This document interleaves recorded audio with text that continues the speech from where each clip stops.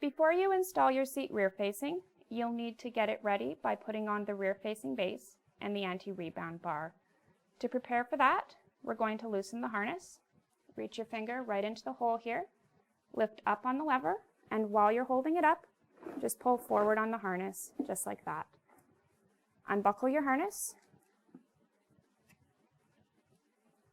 move it to the side, and then we're going to take the seat pad off.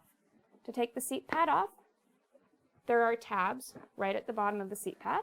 You can see them right here, and we're just going to lift it right off and pull the crotch buckle through. While you have it here, pull your small black handle, and we're going to shift it so that it's in the recline position.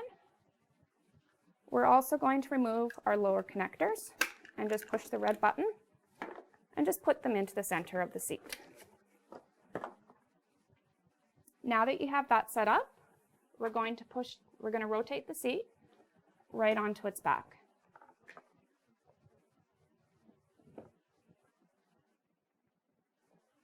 This is your rear facing base. You want to just line up the tabs with the holes in the bottom,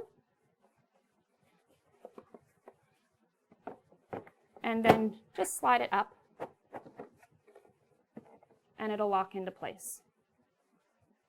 Once you have the base on, then we're going to put the anti-rebound bar on.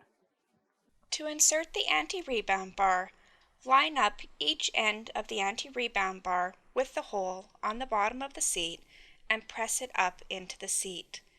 Push it until the top of the anti-rebound bar is all the way up. Then hold the anti-rebound bar in position.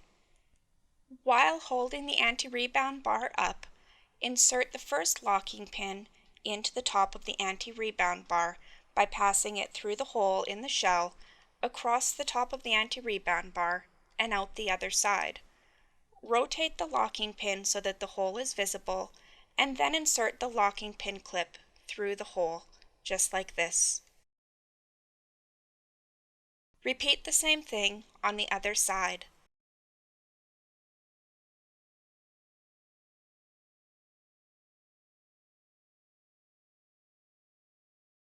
You are then ready to take the car seat out to the car and install it.